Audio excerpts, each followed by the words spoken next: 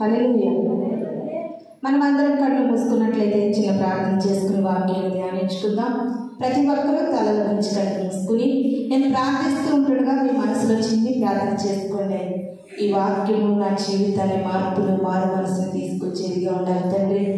ఈ వాక్యము నా జీవితానికి ప్రభా కార్యాభివృద్ధి కలుగుచేయాలని ప్రార్థన చేసుకోండి. ప్రార్థన చేసుకుందాం. పరిశుద్ధ గొప్ప దేవ మహోన్నతుడ ఆశ్చర్యకరమైన తండ్రి, మీ పరిశుద్ధమైన పాదములకు వందనాలు స్తోత్రాలు చెల్లించుకుంటున్నాం ప్రభా.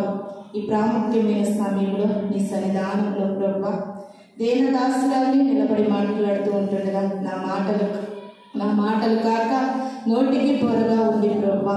పూర్తిగా నన్ను ప్రభా మీ ఆత్మతో నింపి అయా మీ స్వాధీన ఆధీనంలో ఉంది ప్రభా. మాతో మీరు సూటిగా తేటగా మాట్లాడి మీ మాటలు ప్రభా మా జీవితాలు కట్టడానికి మా బ్రతుకులు మార్చడానికి అయా నా తండ్రి నాయన నీ మాటలు వ్యర్థము కాకుండా నిష్ప్రయోజనం కాకుండా అయా నా తండ్రి ప్రయోజనకరంగా ఈ వాక్యము మాకు నా తండ్రి ఉపయోగకరంగా ఉండడానికి కృప చూపించమని ప్రతి నా తండ్రి ఆటంకాలని అధిగమించి ప్రభు సమస్తంలో మీరు తోడుని నడిపించమని త్వరరాబోతుని యేసునామమున నడిచిన తండ్రి ఆమేన్.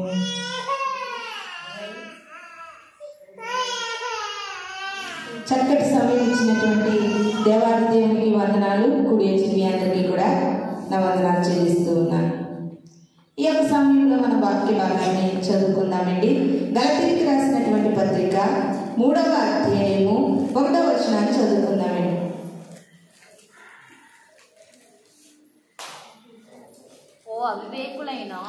ఓ అవివేకులైన గలతీయులారా, మిమ్మును ఎవడు భ్రమ పెట్టెను? సిలువ వేయబడిన వాడైనట్టుగా యేసుక్రీస్తు మీ కన్నుల ఎదుట ప్రదర్శింపబడెను కదా. హల్లెలూయా, హల్లెలూయా. ఈ దినము మనం చెప్పుకోబోతున్నటువంటి వాక్యము యొక్క అర్థం ఏంటంటే ప్రియమైన దేవుని సంగమా, ఈ రోజుల్లో మనం చాలా ప్రతి మనిషిని కూడా మనం అబ్జర్వ్ చేస్తే ప్రతి ఒక్కొక్కరు కూడా ఏదో ఒక భ్రమలో బ్రతుకుతున్నారండి. ఎలా బ్రతుకుతున్నారు? ఏదో ఒక భ్రమ. అది భ్రమ తప్ప అది సత్యము కాదు, అది నిజము కాదు. భ్రమ అంటే ఒక మాటలో చెప్పాలంటే అబద్ధము అని అర్థం. భ్రమ అంటే అబద్ధము. క్రైస్తవులుగా జీవిస్తున్న మనము కూడా దేవుని విషయాలకు వచ్చేసరికి ఏదో తెలియని భ్రమలో మనం జీవిస్తున్నామండి. భ్రమతో బ్రతికేస్తున్నాం, భ్రమతో ముందుకు నడుస్తున్నాం, భ్రమతోనే జీవించి భ్రమ చచ్చిపోతున్నాం. ఆ భ్రమతో చచ్చిపోవడం వల్ల అసలైన సత్యాన్ని కనుగొనకుండా భ్రమతోనే నువ్వు ప్రాణం విడిస్తే నీ జీవితం సరాసరి నరకానికి దారితీస్తుందండి. సరాసరి నరకమే తథ్యం. అందుకని అపోస్తలుడైన పౌలు గారు గలతీయులకు రాసినటువంటి పత్రికలు అంటున్నారు, ఓ అవివేకులైన గలతీయులారా. ఆ సంఘం పేరు ఏమిటండి? గలతీ సంఘం. ఈ దినాన్ని ప్రభు మనతో మాట్లాడుతూ ఉంటుండగా ఈ దినాన్ని ప్రభు మనతో ఏమని మాట్లాడుతారంటే, ఓ అవివేకమైన సియోను పుర సంఘమా. మనమంతా ఎలా ఉన్నామంటే అవివేకత అంటే వివేకంగా ఆలోచించుకోలేనటువంటి దౌర్భాగ్యపు జీవితాలతో మనం బ్రతికేస్తున్నాం. భ్రమలో పోతున్నావు. భ్రమ. ఆ భ్రమలోనే సువార్తలలో ఒక ధనవంతుడు అంటున్నాడు, కొట్లు సరిపోక ధాన్యానికి కొత్తగా గుడాంస్ కట్టించేసాను. ధాన్యం బాగా విస్తారంగా పడిపోయింది, గుడాంస్ కట్టించేసాను. నా ప్రాణమా తిని త్రాగి సుఖించు. అదో భ్రమలో ఉన్నాడు. అదో భ్రమ అనుకుంటున్నాడు. కొట్లున్నాయి, కొట్లు లేదా ధాన్యం ఉంది. అబ్బా నాకేట్రా లోటు, నా ప్రాణమా నీకే లోటు లేదు, తిని త్రాగి సుఖంగా జీవించు నా ప్రాణం అంటున్నాడు. ఆ అవివేకికి అర్థం లేదు ఆ ప్రాణము ఎవరి చేతిలో ఉందనేది. అంటే భ్రమలో బ్రతికేస్తున్నాడు. నా ప్రాణము నా ఇష్టము. చూడండి, చాలా మంది యవన బిడ్డలైనటువంటి వారు కూడా ఎక్కువ వాడే ఉండేటువంటి వాడుక భాష ఏంటంటే, బాబు ఇలాగ అమ్మ నాకు తెలియదండి, నా ఇష్టం, నాది నా ఇష్టం.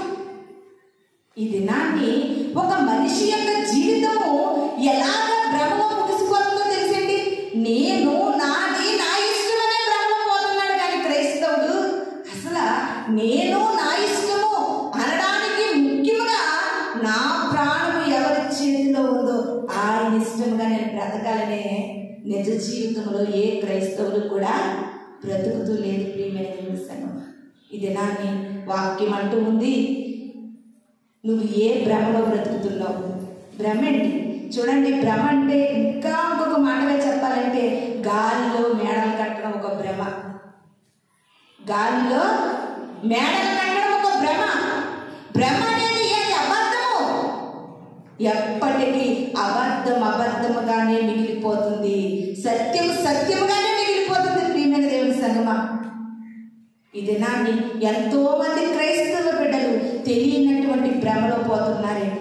ఇంకా దైవికంగా ఆలోచనిస్తే, ప్రియమైన దేవుని సంగమా, ఆలోచన పరంగా దైవికంగా మనం ఆలోచిస్తే కొన్ని సంఘాలు కూడా భ్రమలో పోతున్నాయి. మాది పెంతెకొస్తు సంఘము, మాదే పరలోకం వెళ్తుంది. మాది లోతరన్ సంఘము, మాదే పరలోకం వెళ్తుంది. ఇది కూడా భ్రమే, ఇది కూడా భ్రమ. ప్రియమైన దేవుని సంగమా, మా సంఘము మేము పరలోకం వెళ్తాం అనేది కూడా భ్రమ. ఇంకొక మాటతో చెప్తే, నేను చాలా పవిత్రంగా పరిశుద్ధంగా ప్రార్థన శక్తితో నిత్యము దేవుని ధ్యాస, దేవుని ఆలోచన తప్ప వేరే ఆలోచన లేదు. మోకరిస్తే దర్శనాలు, నేను మోకరిస్తే నా ప్రార్థనకి జవాబు, నేను వాక్యం బోధిస్తే అక్షరాలు అక్కడ ఎన్నో ఆత్మలు రక్షింపబడతాయి అనే భ్రమలో కూడా కొంతమంది మోసపోతూ ఉన్నారండి. అది కూడా ఒక భ్రమే. భక్తిలో కూడా భ్రమ ఉంది. నా అంతట భక్తి పరులు లేరనుకుని నువ్వు భ్రమపడుతున్నావేమో.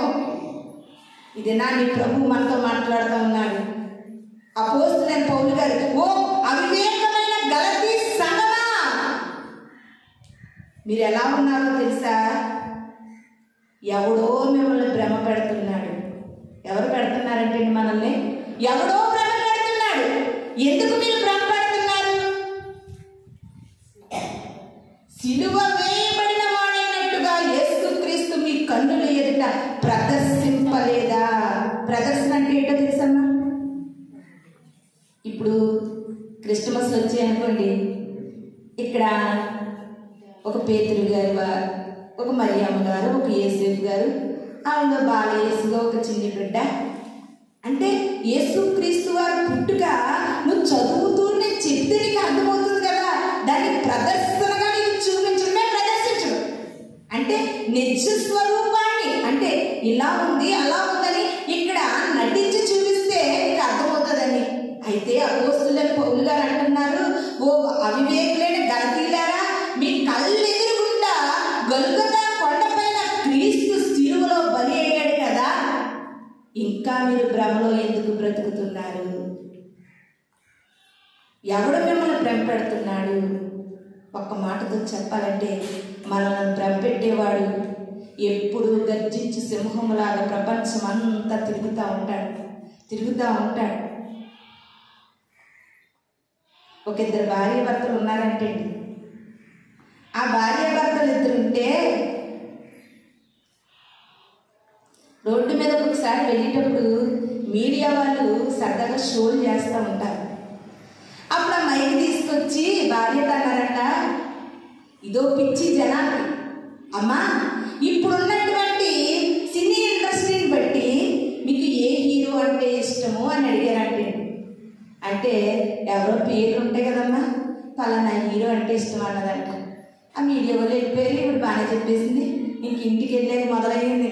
రాదా, నీకు ఆ హీరో అంటే ఇష్టమమ్మా, పెట్టి బేడ సర్దుకుని వెళ్ళిపోమ్మా హీరో దగ్గరికి. నేనెందుకు, నాతో ఎందుకు కాపురం చేస్తావు, పెట్టి బేడ సర్దుకుని వెళ్ళిపో. అంటే మనుషులను చాలా సులువుగా సాతాను భ్రమ పెడుతూ ఉంది. మన శుక్రవారం కూడా నేను ఒక్కదాన్ని పగలొచ్చి ప్రార్థన చేసుకుని వెళ్ళిపోయేటప్పుడు ఒక అమ్మాయి కనిపించి తన యొక్క కాపురము సంసార జీవితం ఏం బాగాలేదని చచ్చిపోవాలనిపించేస్తుందని ఏదేదో చెప్పి ఏడుస్తుంది. నీ కాపురము నీ సంసారమే కాదమ్మా, ప్రపంచంలో ఎగ్జాంపుల్గా ఒక 100 ఫ్యామిలీస్ ఉంటే అందులో ఎక్కడ తీసిపోకుండా 98 కుటుంబాల్లో ఇదే సిచ్యువేషన్ జరుగుతుంది. ఏంటి సిచ్యువేషన్? భ్రమ. ఇక్కడ దొరకనిది అక్కడ దొరుకుతుందనే భ్రమ. ఇక్కడ లేని సంతోషం అక్కడ దొరుకుతుందే ఒక భ్రమ. భ్రమలో మనిషి దేవునికి దూరం అయిపోతున్నాడు. సాతానుగా సులువుగా మనుషులను భ్రమ పెడుతూ ఉంది. ఎక్కువగా బ్యూటీ పార్లర్కి వెళ్ళే వాళ్ళు ఎక్కువగా ఉంటారు సిటీస్లో. అందరూ వెళ్ళినట్టు ఒక ఆవిడ వెళ్ళిందంట.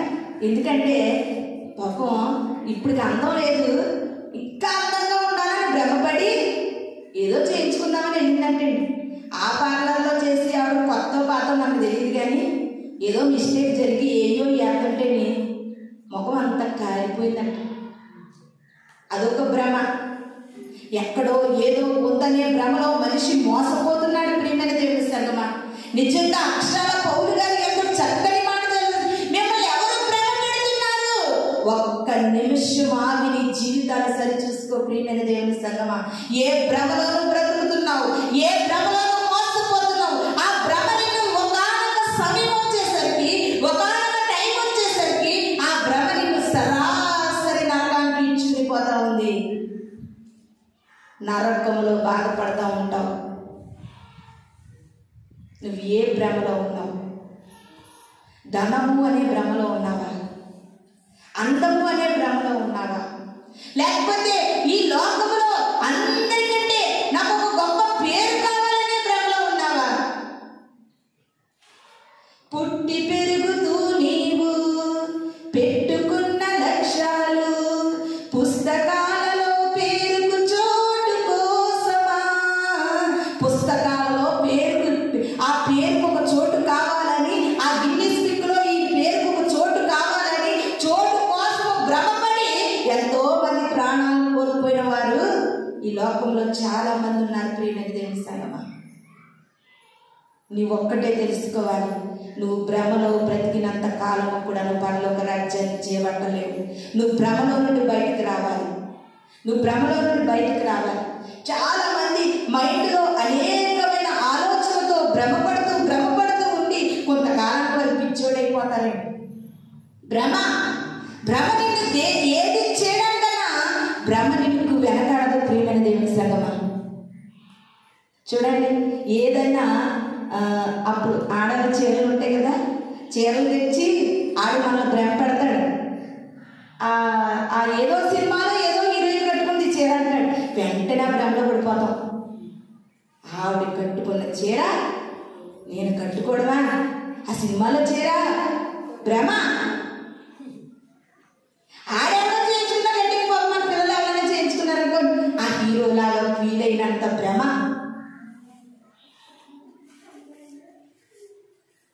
ఆడేదో పాపం డబ్బు సంపాదించడం కన్నాలు ప్యాంటు సిరుపని సొక్క వేసుకున్నాడు అనుకోండి, మనం వేసుకుని ఆడిలా ఫీల్ అయిపోతారు. కానీ ఆడమ్మ ఈ ఆడాడు, అదో భ్రమండి. లోకమంతా తెలియని భ్రమలో పోతుంది. ప్రియమైన దేవుని సంగమా, అపోస్తులైన పౌలు గారు గుండె బాదుకుంటూ సెలవిస్తూ ఉన్నారు. ఓ అవివేకులైన గలతీయులారా, మిమ్మల్ని ఎవరు భ్రమ పెడుతున్నారు?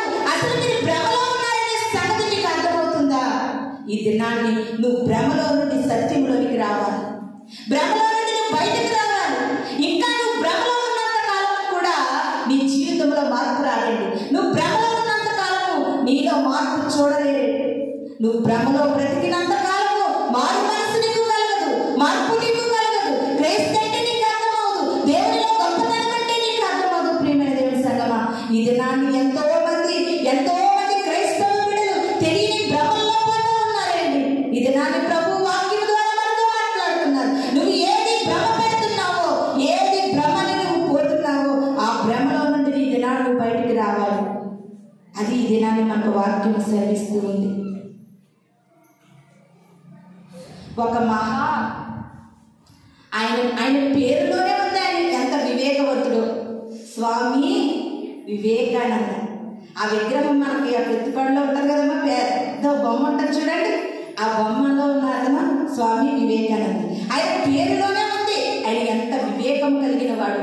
అంత వివేకం కలిగినటువంటి స్వామి వివేకానందాన్ని పేరు పెట్టుకుని అనేకులకు జ్ఞానోపదేశం చేస్తున్నటువంటి అతను అనేక దేవుళ్ళకు పూజలు చేసి అనేక దేవుళ్ళకు నమస్కారం చేసి అనేక విగ్రహాల చుట్టూ తిరిగినటువంటి అతనండి లాస్ట్గా ఆయన పుస్తకాల్లో ఒక కొటేషన్ రాశారు. ఏమని తెలుసా? దేవుళ్ళు అన్న వాళ్ళందరినీ నేను తేరి చూడగా అందరిలో బెస్ట్, అందరిలో శ్రేష్టమైన దేవుడు ఎవరో తెలుసా? యేసు క్రీస్తు దేవుడు. నిజముగా యేసు క్రీస్తు కాలంలో ఆ పాలస్తీనా దేశంలో ఆ బెత్లెహేములో యేసు క్రీస్తు పుట్టినప్పుడు ఆ శిష్యులందరూ కూడా ఆ యొక్క కపెర్నహూము, గలతీయ ఈ యొక్క ప్రాంతాలు తిరుగుతూ ఉన్నప్పుడు నేనే కనుక అక్కడ ఉండుంటే శిష్యులు వారి నీళ్లతో దేవుని పాదాలు కడిగేది తప్ప ఒక పాపాత్మురాలైన స్త్రీ వచ్చి కన్నీటితో పాదాలు కడిగి తల వెంట్రుకలో తుడిచింది. ఆ కాలంలో యేసుక్రీస్తు కాలంలో నేను కనుక అక్కడ ఉండుంటే నా గుండెలో నుండి ప్రవహించే రక్తమును పోసుకుని ఆ రక్తముతో ఆయన పాదాలు కడిగేవాడిని.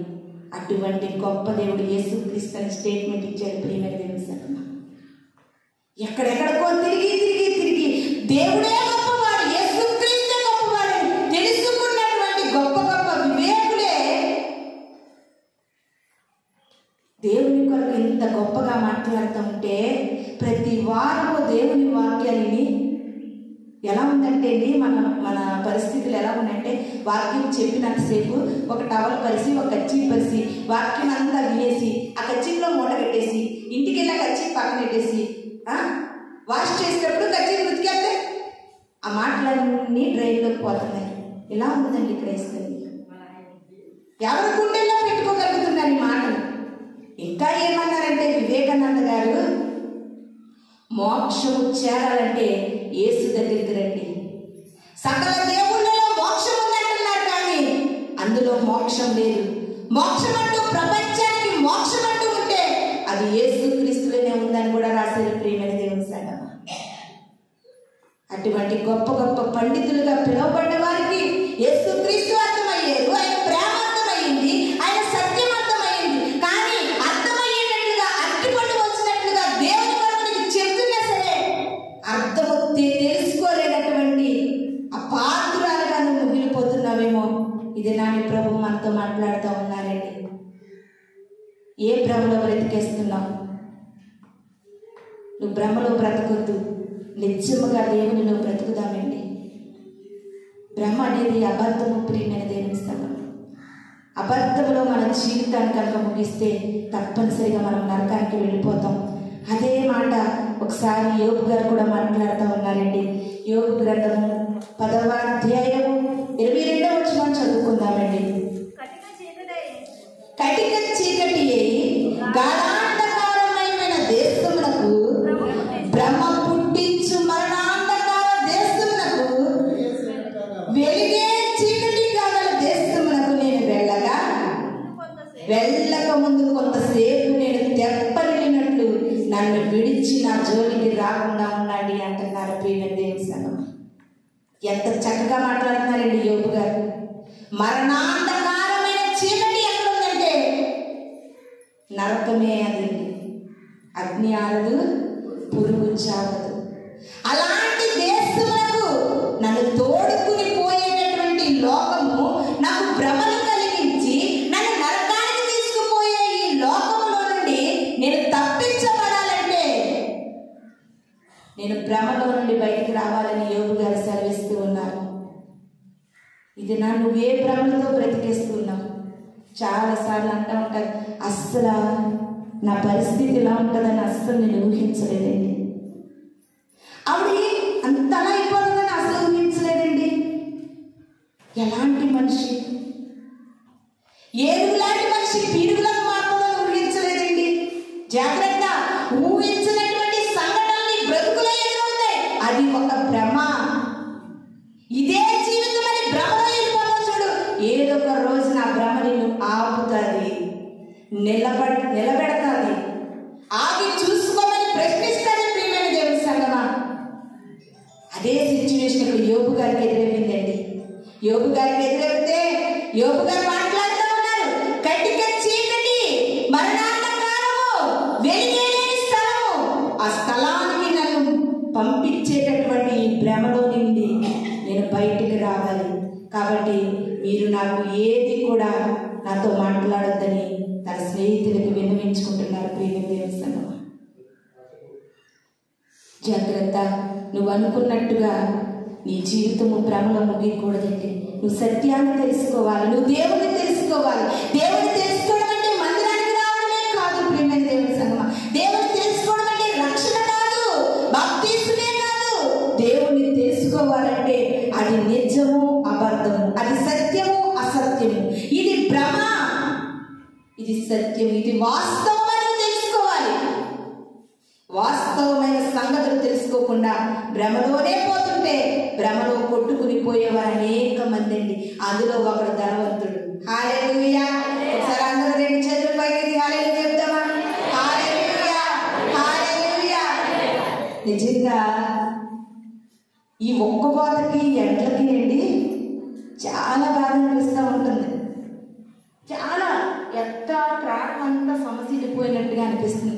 అనుకుంటున్నాను, ఈ ఒక్క బాధకి ఈ ఎండకి ప్రాణం సమస్యపోతే నరకంలో ఏసీ ఉంటుందండి, ఫ్యాన్ ఉంటుందా? బాబు మాకు ఏసీ ఫ్యాన్ వదిలేండి బాబు, నరకంలో కొంచెం ఇలా నేల ఉంటే ఎలా కూర్చుంటాం, గాలి అయిపోయిన పర్లేదు అన్నవరకు ఆ నేల కూడా అగ్గి రగులుతా రగులుతా రగులుతా మండుతూ ఉంటుంది. ప్రియమైనటువంటి దేవుని సంగమా, ఈ చిన్న చిన్న ఒక్క బాధకి తట్టుకోలేనటువంటి మన ప్రాణాలు, మన జీవితాలు రేపటి దినాన్ని భ్రమలో బ్రతికేస్తూ భ్రమలోనే నీ జీవితం నరకానికి కొట్టుకుపోతే అగ్ని ఆడదు, పురుగు చాలదు, అయ్యో రోము కొట్టుకుంటూ ఏడ్చేదనాలవి. ధనవంతుడు కాలు బయట పెట్టాడంటే ఏసీ, లోపల పెట్టాడంటే ఏసీ, ఆయన ఎక్కడికి వెళ్ళినా ఆయన విసిరే వాళ్ళు ఉన్నారు ధనవంతుడికి అనుకున్నాడు. అబ్బా ఎంత చక్కటి జీవితం ఇచ్చాడండి దేవుడు నాకు, ఇంత ధనము, ఇంత పట్టు వస్త్రాలు, విందుకు విందు, మందుకు మందు, అబ్బబ్బబ్బా ఎంత మంచి జీవితం అనుకుని భ్రమపడ్డాడు. భ్రమలో ఒక రోజు చచ్చిపోయాడు. చచ్చిపోయిన తర్వాత భ్రమలో నుండి బయటకు వచ్చాడు. ఎప్పుడో తెలుసా? నరకంలోకి వెళ్ళి బయటకు వచ్చాడు. అయ్యో అయ్యో, ఈ జీవితం ఇది భ్రమ అనుకోలేదే, ఇదే నిజమైన జీవితం అనుకుని నేను మోసపోయాను. అబ్రహామా, నీ రొమ్మును ఆనుకున్న లాజరును పిలవవా, ఎందుకంటే ఆ భూమి మీద ఉన్నప్పుడు నా బల్ల మీద రొట్టె ముక్కలు పడేసేవాడిని, కుక్కలు పడేసినట్టు. ఆ కృతజ్ఞత అన్న లాజరు ఉంటే ఆ పరలోక రాజ్యంలో ఉన్నటువంటి లాజరు ఒక్క చేతి చిటికెన వేలు, ఎంత స్పష్టంగా ఉంటుందో తెలుసండి, చిటికెన వేలు ముంచి నీటిలోని ఒక్క చొక్కివా, నా రొట్టెలు తిన్నాడు కదా, కృతజ్ఞత ఉంటుంది లాజరుకి, ఒక్క చొక్క నీటి చొక్క ఏమనవా అబ్రహామా అని ధనవంతుడు ఏడుస్తున్నాడు. ప్రియమైన దేవుని సంగమా, ధనవంతుడు ఏడుస్తున్నాడు. నిజంగా ధనవంతుడు అగాధంలో అగ్నిలో మండుతున్నప్పుడు ఈ ఒక్క చుక్క అక్కడ వరకు ఎలా కలుగుతుందండి? ఆ హీటికి మధ్యలోనే ఆవిరైపోతుంది. అంటే ఆ ఒక్క చుక్క నీటి కొరకు నరకంలో బిడ్డలు ఎంత యాతన పడుతున్నారో నీకు అర్థం అవడానికి రాయించాడండి దేవుడు. అవన్నీ దృష్టాంతాలుగా మనకు రాయించాడు. ఎవడో ధనవంతుడు పోయాడే, నేను వెళ్ళలేదు అనుకుంటున్నావేమో, నేను వెళ్ళలేదు అనుకుంటున్నావేమో, భ్రమలో బ్రతికేస్తే నువ్వు పోతావండి, భ్రమలోనే ఉంటే నేను పోతాను. ఇది నాన్ని వాస్తవానికి మనం రావాలి, వాస్తవమైన వాక్యం దగ్గరకు మనం రావాలి. ప్రియమైన దేవుని సంగమా, ఇది నాన్ని ప్రభు మనతో మాట్లాడుతూ ఉన్నాడు. ఇంకొక మాటను చూసుకుందాం. 1 యోహాను పత్రిక 4వ అధ్యాయము 6వ వచనం చదువుకుందామండి. 1 యోహాను పత్రిక 4వ అధ్యాయము. మనము దేవుని సంబంధులము, దేవుడు ఎరిగిన వాడు తన మాట వినును, దేవుని సంబంధి కానివాడు మన మాట వినడు. ఇందువలన మన సత్య స్వరూపమైన ఆత్మ ఏదో, భ్రమపరిచే ఆత్మ ఏదో తెలుసుకొనుచున్నాను. హల్లెలూయా,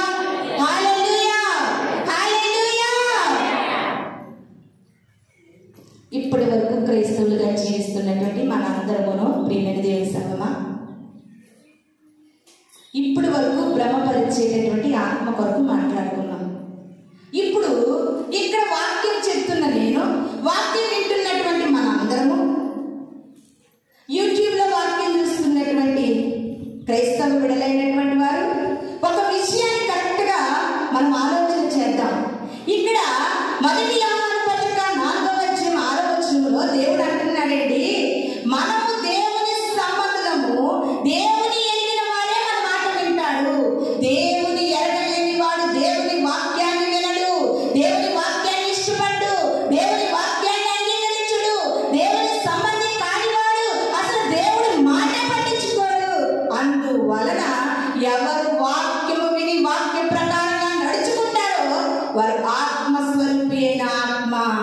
వాక్యానుసారంగా నడవకపోతే, వాక్యానుసారంగా జీవించకపోతే, వాక్యానుసారంగా బ్రతకకపోతే నువ్వు బ్రహ్మపరిచే ఆత్మలో ఉన్నావు. జాగ్రత్త సుమా. రెండే మాటలు. ఇది నాకు సూటిగా ప్రభు నీతో నాతో మాట్లాడుతున్నాడు. వాక్యం ఆలపిస్తున్నావు, నీ ప్రార్థన జీవితం పెంపొందించుకుంటున్నావా?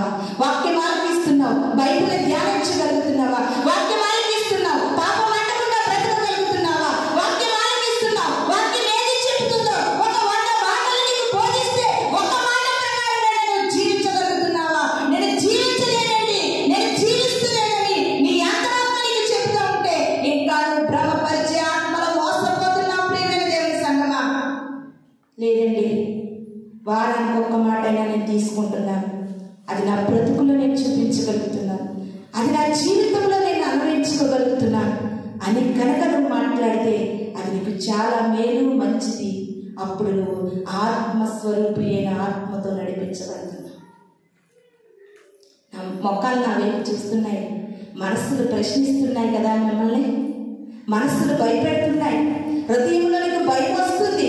ఎందుకంటే దేవుని వాక్యం వింటున్నాను కానీ వాక్యానుసారంగా బ్రతకట్లేదు కనుక నాలో దేవుని ఆత్మ కాదు, నాలో ఉన్నది భ్రమపరిచే ఆత్మని స్పష్టంగా నీకు అర్థమవుతుంది. ప్రియమైన దేవుని సంగమా, ఎవరు నీకు వచ్చి వేలెట్టి చూపించవలసిన పని లేదు. వాక్యం సూటిగా నీతో మాట్లాడుతూ ఉంది.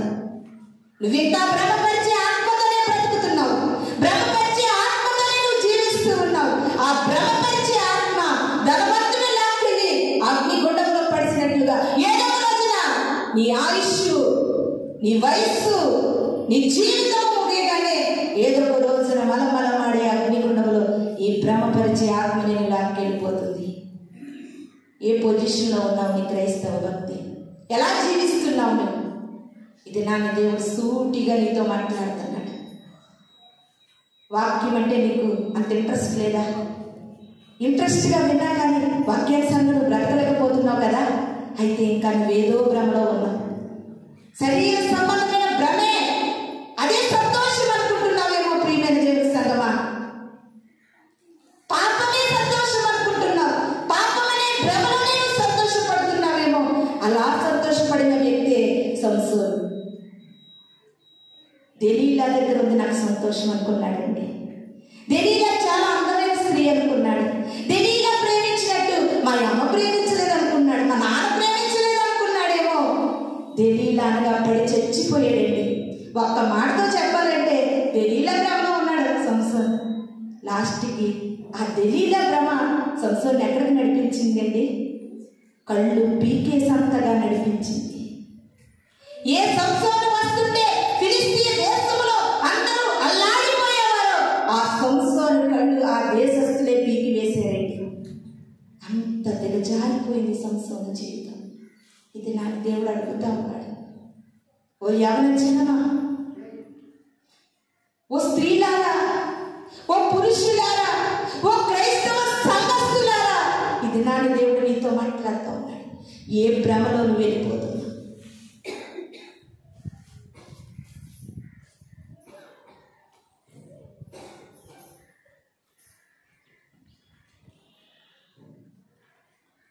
ఎవడో నిన్ను భ్రమ పెడుతూ ఉంటే ఆ భ్రమలోనే నువ్వు జీవిస్తున్నావు. కానీ దేవుడు కెవ్వు మరి కేకేసి నీతో మాట్లాడుతుంటే ఆ మాటకు మాత్రం నిలబడలేకపోతున్నావు.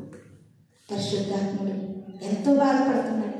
ఎందుకయ్యా నువ్వు బాధపడతావు? వాళ్ళు రాకపోతే నీకేంటి? వారు నేను తెలుసుకోకపోతే నీకేంటి? వారు నేను తెలుసుకుని పాపం మానకపోతే నీకేంటయ్యా బాధ?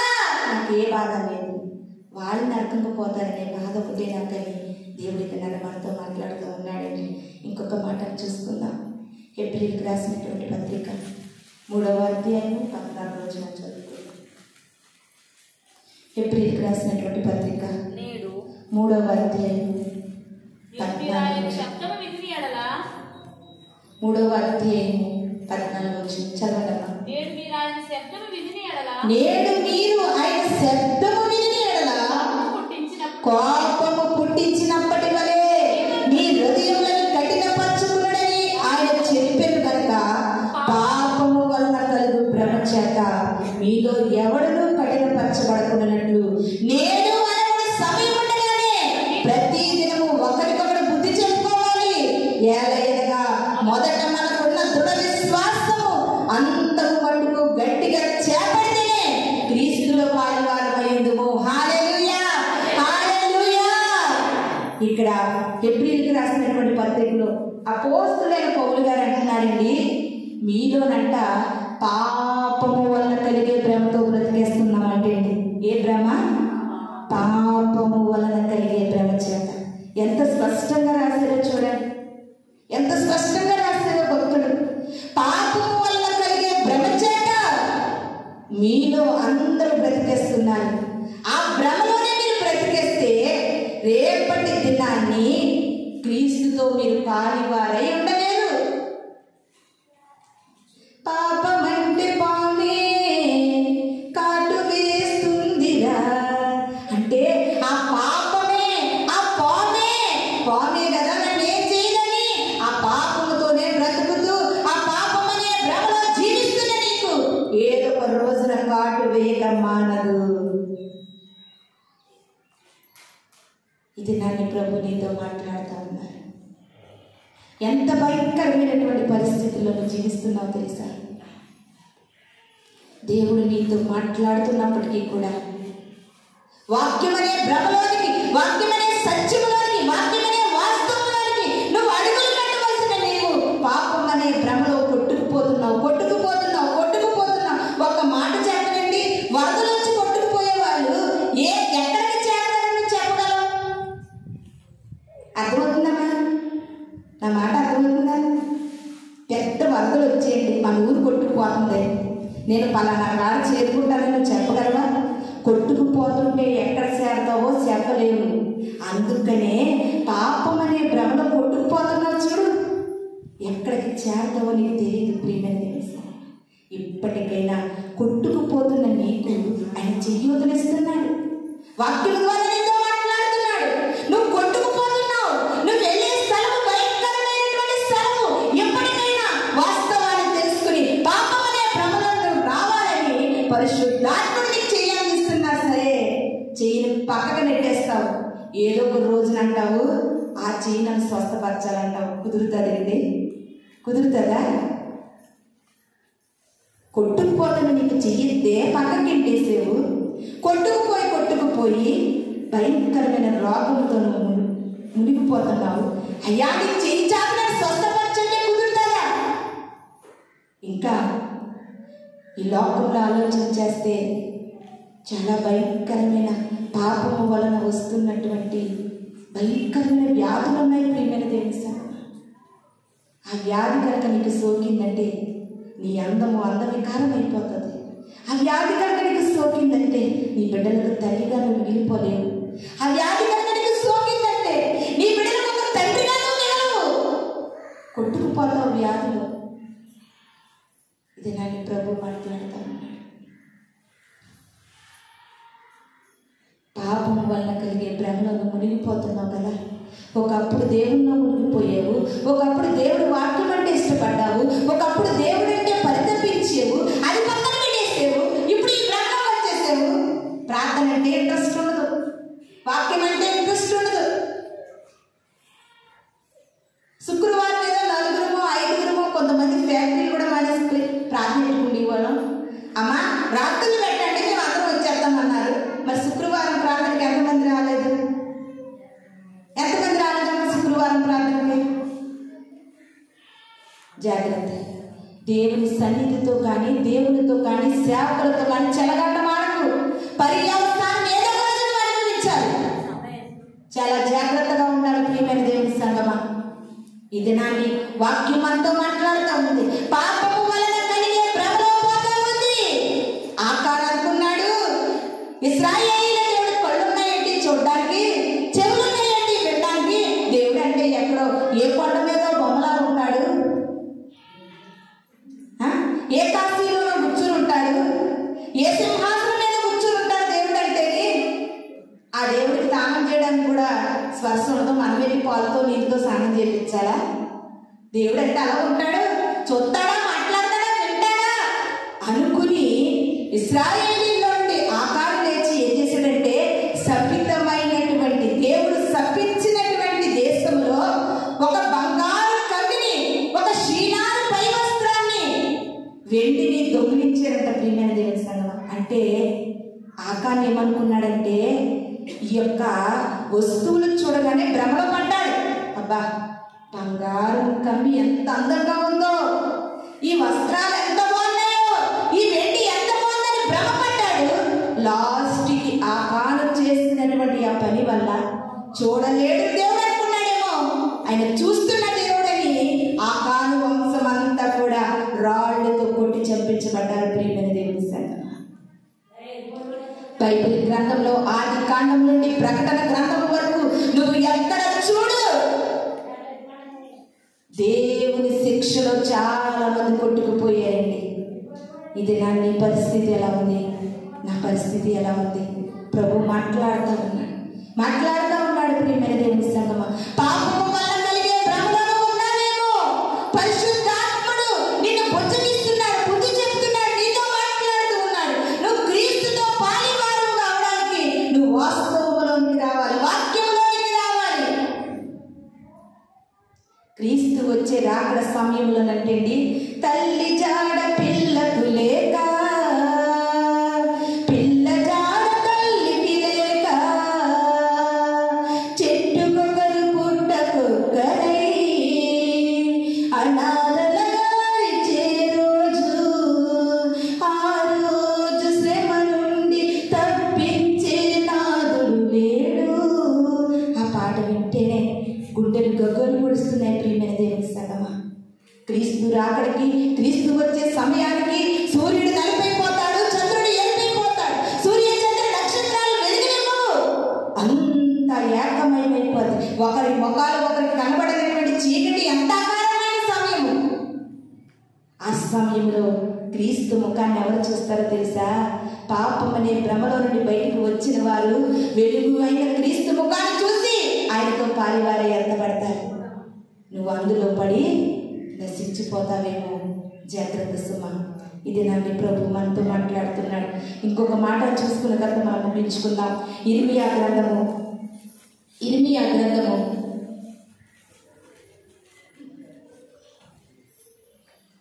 23వ అధ్యాయము 16వ వచనం చూసి మనం ముగించుకుందాం. సైన్యములకు అధిపతి యెహోవా ఇలా సెలవిచ్చుచున్నాడు, సైన్యములకు అధిపతివగు యెహోవా ఇలాగు సెలవిచ్చుచున్నాడు, మీకు ప్రవచనములు ప్రకటించు ప్రవక్తల మాటలను ఆలకింపకుడి, వారు మిమ్ములను భ్రమ పెడుతున్నారు. హల్లెలూయా, హల్లెలూయా. ఇక్కడికి వచ్చేసరికి లాస్ట్కి ఈ ఇర్మియా గ్రంథానికి వచ్చేసరికి ప్రవచనముల ద్వారా మనుషులను భ్రమ పెట్టే సేవకులు ఎక్కువైపోయారంటే, ఏం ద్వారా? ప్రవచనముల ద్వారా. జరగకపోయినా జరిగిపోతుందని, అమ్మకపోయినా అమ్ముతాదని, లేకపోయినా ఉంటాదని నడిపించే నాయకుడే స్థిరముగా లేకపోతే నడిపించబడుతున్న గొర్రెల సంగతి ఏంటి ప్రియమైన దేవుని సంగమా? ప్రవచనములు అంటే ఆ ప్రవచనములతో మిమ్మల్ని భ్రమ పెడుతూ ఉన్నారంట. అమ్మా, నువ్వు పాపము చేసినా పర్వాలేదు, నువ్వు 10వ భాగం తెస్తే దేవుడు నీ పాపాన్ని క్షమిస్తాడు. ప్రవచనము భ్రమ.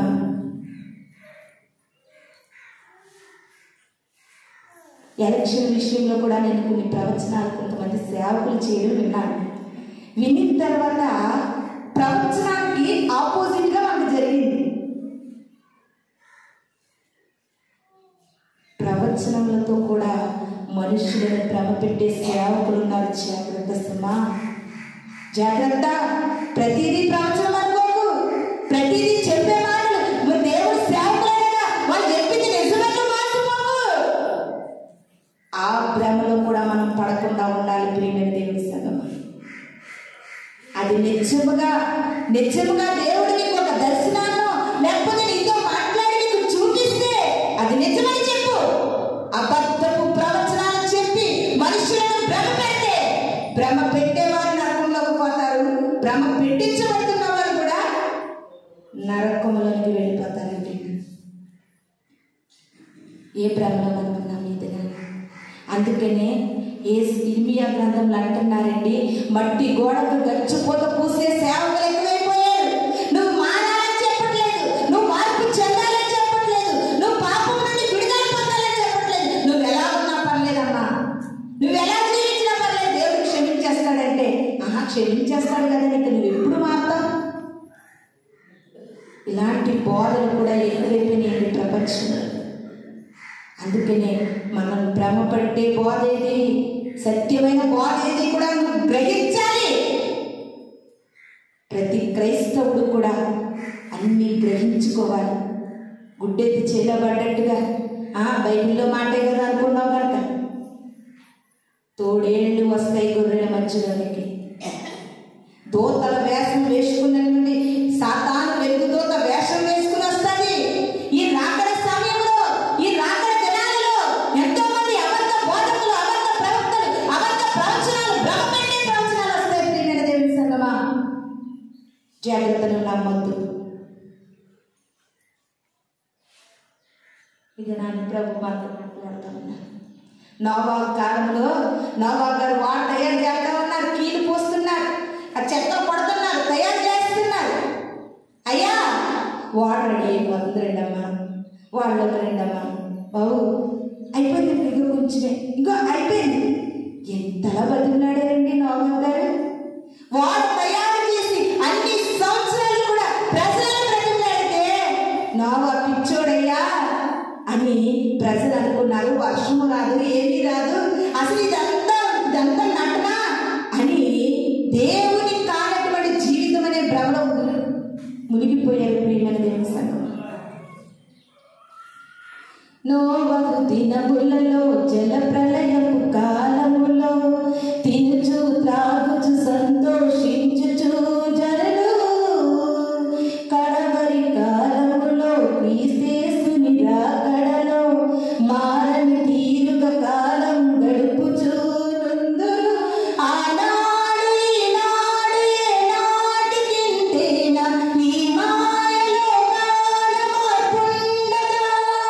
వేదోల దేవోక్తి ప్రకటింపబడుతున్న నిన్నోళ్ళ హృదయాలు చిగురించవా. తరతరములలో తరగని వరమై ప్రవహిస్తుంది ప్రభుని ప్రేమ. ఆనాడు ఈనాడు కూడా మనుషులు భ్రమలోనే బ్రతికేస్తున్నారు, పాపం అనే భ్రమలో బ్రతికేస్తున్నారు, వేషధారణ అనే భ్రమలో బ్రతికేస్తున్నారు, మోసం అనే భ్రమలో బ్రతికేస్తున్నారు. ప్రియమైన దేవుని సంగమా, ఇది నా నీ ప్రభు పేరట ఒక సేవకురాలుగా, ఒక దాసురాలుగా నా రెండు చేతులు జోడించి మీకందరికీ కూడా వినవించుకుంటున్నాను. ఇది నా నువ్వు ఏ భ్రమలో ఉన్నావు, ఆ భ్రమలో నుండి వాక్యమనే వాస్తవములోకి నువ్వు రాగలిగితే రాబో దినాల్లో క్రీస్తుతో నీవు పాలివారుగా ఉంటారని మీకందరికీ కూడా మనవి చేస్తూ ఈ కొద్ది మాటలు దేవుడు తన వెలుగులో దీవించి ఆశీర్వదించిన గాక. అందరూ తలల నుంచి కళ్ళు మూసుకున్నట్లయితే ప్రార్థన చేసుకుందాం. పరిశుద్ధుడా, గొప్ప దేవా, మహోన్నతుడా, అయ్యా నా తండ్రి, నాయన నా భక్తి చాలులే అనుకునే భ్రమణై ఉన్నాను. నేను చేసే ప్రార్థన చాలు అనుకునే భ్రమలో మేమున్నామేమో. అయ్యో అందరికంటే నేను మంచిగానే ఉన్నాననే భ్రమలో బ్రతుకుతున్నామేమో ప్రభువా. పాపం వలన కలిగే భ్రమలో బ్రతుకుతూ అంతము మట్టుకి తండ్రి నాయన మేము పడిపోయే వారిగా ఉన్నామేమో. ఇది నా దినాన్ని నీ వాక్యము ద్వారా భ్రమలో కొట్టుకుపోతున్న మా జీవితాలను ప్రభు యోబు గారు సెలవిచ్చినట్లుగా మా బ్రతుకులు తెప్పరిల్లేటట్లు చేయడానికి తండ్రి మా ఆత్మీయ నేత్రాలు తెరిపించవయ్యా. మాతో సూటిగా తేటగా మాట్లాడే అయ్యా, క్రైస్తవులు అనే భ్రమలో మోసపోతున్న మా బ్రతుకులతో ప్రభు నువ్వెంతగానో మాట్లాడిన దేవా నీకు వందనాలు. క్రైస్తవ్యం ఎట్టిపోతుంది, మేము ఇలా జీవిస్తున్నాము తండ్రి. మాలో ఉన్నటువంటి పాపం అనే ప్రతి భ్రమ నుండి యేసు నామములో విడుదల కలిగించేసి దేవా వాక్యం అనే వాస్తవములో మేము బ్రతకడానికి కృప చూపించమని, వాక్యము ప్రతి హృదయంలో నీరు కట్టి ఫలింపచేసి ఈ వాక్యము అనేక హృదయాలను ప్రేరేపితులుగా చేయడానికి కృప అనుగ్రహించమని త్వరలో రాబోతున్న యేసు పరిశుద్ధ నామములో అడిగి వేడుకుని ప్రార్థిస్తున్నాము తండ్రి. ఆమేన్. మీ అందరికీ నా వందనాలు.